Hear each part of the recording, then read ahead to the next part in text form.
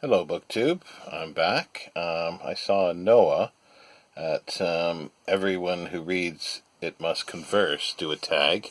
I've seen it before, but I thought I'd do it because I have not done it yet. It's called the Reading Habits tag. There are 11 questions. The first one is, do you have a certain place at home for reading? Yes. At the moment, it's exactly where I am.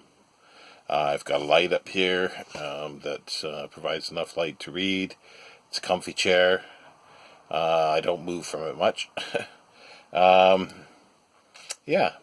don't read really anywhere else in my home. Number two, bookmark or random piece of paper. I prefer using a bookmark, but sometimes I run out of bookmarks. Doesn't matter how many I have, I seem to run out of them. So I will use a piece of paper, receipt, or something like that, just to stick in, or just tear off the corner of an envelope or a piece of paper and stuff it in until I can get a proper bookmark for that. Do you just stop? Question 3. Do you just stop reading, or do you have to stop after a chapter / certain number of pages? I try to stop at the end of a chapter, but it depends on the book, obviously, because sometimes chapters are massively long or no chapters at all. So I will try to read to where I think the action is or the story has come at that point to an end and it's transitioning to somewhere else. I like to leave it somewhere like that. Or sometimes within there's a little space between the lines. It's like they leave a little gap, and it does show that transition generally. So yeah, never really a number of pages so much. It depends on how much time I have to read at that moment. Number 4. Do you eat or drink while reading? I do drink occasionally because I will be sitting here sometimes for several hours, so I will have something to drink on the table in front of me. Eating-wise, generally no, for many of the reasons that Noah had mentioned, because you get food on your fingers or grease and it gets into the book, and I don't like that. I used to, when I was a student, I used to read in the morning. I've mentioned it a few times, Lord Chesterfield's letters to his son. I had an old book of that it would open flat, so I would prop it up on other books, like as if it was a lectern on an angle, and I would prepare my breakfast, and I would eat while I read from the book that was on the table. Generally, most of the letters were a page or maybe a little more, so I just have to flip a page. But I haven't done that for a long, long time. It's something that I wouldn't mind doing actually now for breakfast, because if I could do something with some poetry, so I could read a poem while I ate, just to sort of maximize the time. Number 5, music or TV while reading.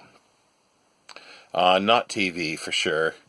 I used to play music at times, and it was mainly because I had it was where I lived, and there'd be domestic squabbles below me, so I would turn on sort of some easy, sort of slow classical music to sort of cover that up, so it wasn't so jarring.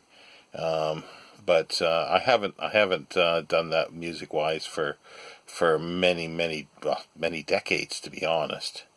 So yeah, I prefer quiet, but I can read anywhere because it is a noisy street here, and if I do have the window open, there is noise. I try to tune it out, but I prefer quiet. Number 6, one book or several at once. Always several at once. But I try to read one fiction book at a time, unless I'm reading a fiction book and I'll read some short stories mixed in. but those are self-contained, obviously.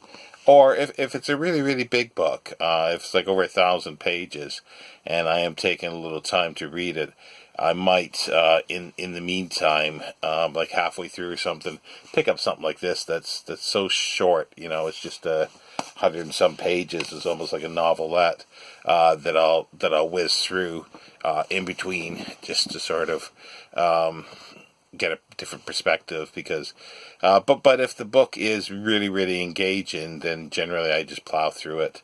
But nonfiction, yes, definitely. I'll have several nonfiction books going at the same time, or essay books, as I say, short story books, poetry, and I've got my decade-long project. It'll be a decade-long project for Peep's diary.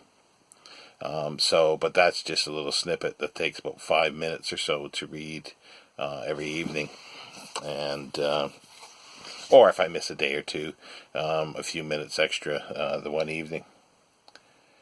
Number 7, read at home or everywhere. I have done read everywhere. I don't go anywhere much, and that's not just because of the coronavirus, the COVID-19. It's for the last several years I haven't really gone anywhere, but I used to go to a pub occasionally and read and write. Excuse me. And when I used to take public transport to work, I would read on the bus to go to work. I would read anywhere waiting for the bus. At one time, when I was younger, I would read, particularly at places that I didn't really like where I was working or the people that I was working with. I would have a book with me, and every break I would just sort of steal away and read, and even during lunch. So yeah, at that time I was probably eating a sandwich or something like that while I was reading, but it'd be away from other people. So I would maximize all the time that I could. And even before, like I say, before my mobility was lessened about 2.5 years ago, I was going to a park occasionally to read if the weather was nice enough. Literally anywhere at that time, but not so much anymore. Number 8, read out loud or silently. I've always read silently. However, it's an interesting question from the previous video that I did, because I just read the essay out loud, but I did read it silently, first of all, to myself. I will only read out loud if I'm reading to someone else, or to read something to them. And it's usually not that long. It's never as long as that essay was. Generally speaking, it would be like maybe a small poem, or just a snippet or a paragraph from a book. Silently.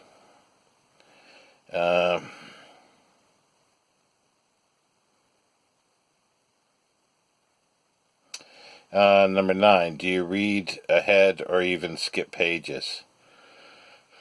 No, I never skip pages. I might look ahead for something, if it's a history book or something like that, just to see where.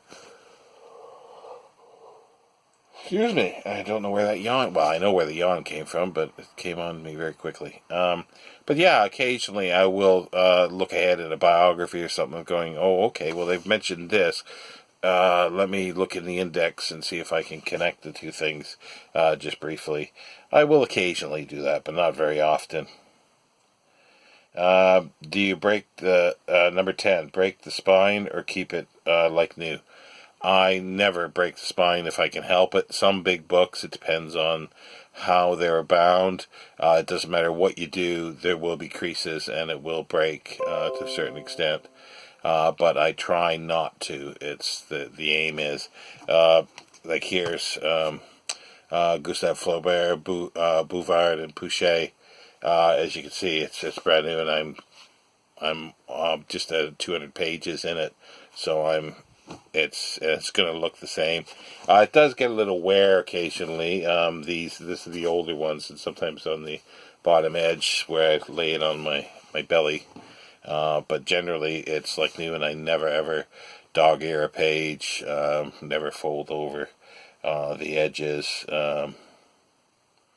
It's just something that I would never do, and that's why I'd always use a piece of paper or a bookmark to do that.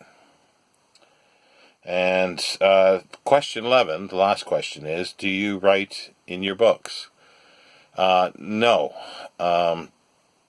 I used to. Well, when I went to university, or before I went to university, I'd make a pencil note occasionally, but I quickly stopped doing that.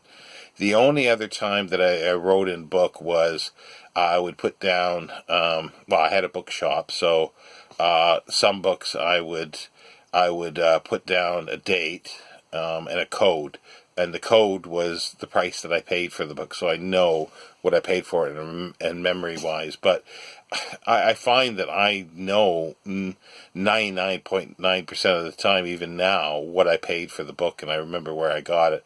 It's just on rare occasions that I can't be quite certain of it. And as I get older, I think memory is fading a bit. But when I was younger, I knew exactly where I got every single book and how much I paid for it. Yeah, and it didn't matter how many thousands or tens of thousands of books I had, because, well, I had a lot from my bookshop, and I knew exactly how much every single one I paid for it. It's a weird thing with book people, and I'd remember it. It's the same as record albums. I may not remember the name of the band if I hadn't seen it, or I mean, if I didn't own it, but I'd recognize the picture on the cover, and the same as editions of books. I'd recognize them, and I'd go, oh yeah, I have seen that edition before, so I always had a good recollection for this.